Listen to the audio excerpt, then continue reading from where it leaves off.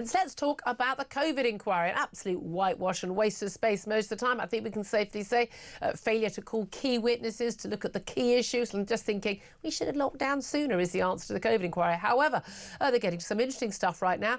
They've started a whole 4 weeks of hearings today, looking into the purchase and distribution of billions of pounds worth of medical equipment. You know it as well, I know it as PPE, those masks, those aprons, all of the protective equipment that health workers and others needed during the COVID pandemic, and basically just how much we spent on it, how much was wasted and how little of it actually worked. Well, let's talk about this with Daniel Bruce. He's Chief Executive of Transparency International UK. A very good morning to you, Daniel.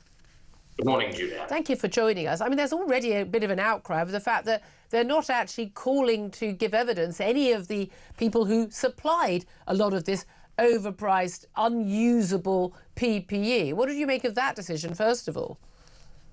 Well, I think most importantly, there has to be a mechanism somewhere for companies that fail to deliver on these enormous contracts to be held to account. And if that's not going to be through the inquiry, then it perhaps needs to be through the courts or through some other legal mechanism. And I know that the inquiry is cautious in not wanting to prejudice any of those separate investigations into individual contractors. But maybe just to sort of ground the scale of the challenge that we're talking about here, our final research on this, which we published towards the end of last year, looked at all £45 billion that the UK government spent on PPE.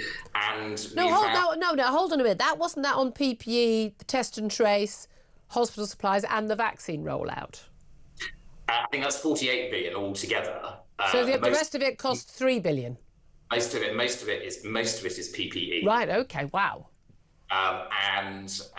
Of that, there's 5,000 contracts, and we found 135 contracts that had 3 or more red flags for possible corruption of public money. Doesn't sound a lot against the 5,000, but in spend, it's £15 billion. Wow. Many of those contractors were the classic things that you would hear about. Brand new companies, never supplied PPE before.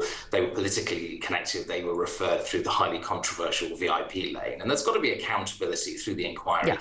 Decisions that were taken around that. Yeah, and a lot of defence will be given. Well, you know, it was a pandemic, it was an emergency. We couldn't get the PPE. I mean, there was talk of American officials standing at airports in China, basically, or Malaysia, just going, right, where are you taking that shipment to? France? Right, we will give you an extra $50,000 just right in cash right now to fly it to America. I mean, there was a lot of bidding going on.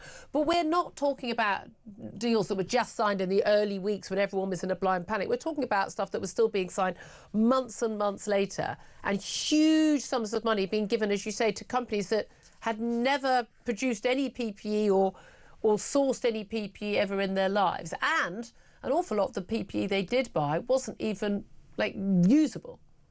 It's really important that the inquiry challenges that narrative, because actually the evidence, as you say, over months and indeed years, just doesn't support the argument that the height of the emergency in those early weeks somehow made this justifiable. The UK was an absolute outlier compared to many of our peer countries. We couldn't find anything in the world that looked like the VIP lane that the UK government created. Remind people what that was, because my goodness, we talked about it a lot of the time, but remind people what that actually involved. Well, briefly, the kind of normal framework supply chains for PPE quickly collapsed as the UK was trying to stock up at the beginning of the pandemic. And so the government's response was to set up this, first of all, a call to arms for basically going out to market and saying, tell us what you've got and how much you want for it. They got overwhelmed, and so they created this triage channel that allowed those offerers of PPE who were connected to ministers or senior officials or members of the House of Lords, all of them in the Conservative Party of government at the time, to have their offers fast-tracked. It didn't work. Two statistics, which are really important here. All of the PPE that was bought through that high priority lane was 80% more expensive than PPE that was procured through other channels, and half of it was not fit for purpose. £1 billion had to be written off. And are we talking about corruption by those MPs, by those ministers, by those who Tory party donors or whatever who passing? Because at the time we were told this was just a way of hey, I'm an MP for this local constituency and I've got a factory in my constituency and they say they can make PPE and I can call this for hotline and get them a contract quickly. We can save lives. That was how it was billed to us, wasn't it? All international best practice around how you spend public money wisely does not allow you to put the politicians in charge of triaging procurement. Funny that. Yes. But also the most basic checks on a company and the people who are directors and things like that. But I mean, stuff that cursory 10-minute checks that we're not talking about 3 weeks of looking into their backgrounds. We're talking cursory checks weren't done. No, and some of the worst examples we found in our research, there are some contracts that have got 8 or more of the 14 red flags that we tested. And maybe you've got a political donor who's just set up a brand new company who sells stuff at overinflated prices and then fails to deliver. Those things should have been caught by the system. And again, the UK is an outlier. It should have spotted these things. And have we got any of that money back? And has anyone been prosecuted yet? There's one criminal investigation ongoing.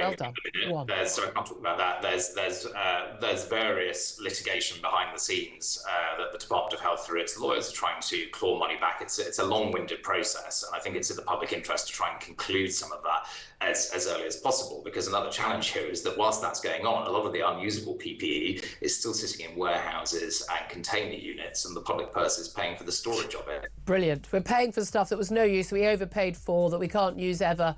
Absolutely. I mean, it's almost like having these people in charge doesn't work very well, does it? Daniel Bruce, I so appreciate you joining us. Great investigation that you've done, Chief Executive, Transparency International UK. It is quite bizarre. We're still paying for that. Again, that's 48 billion quid, or sorry, 45 billion quid of stuff that is absolutely wasted. Think what that could be spent on. I mean, God, we could give away way more military bases to Mauritians for that, couldn't we? Be a bargain. Anyway, this is Talk. We are the home of common sense. So much coming up. Do stay tuned.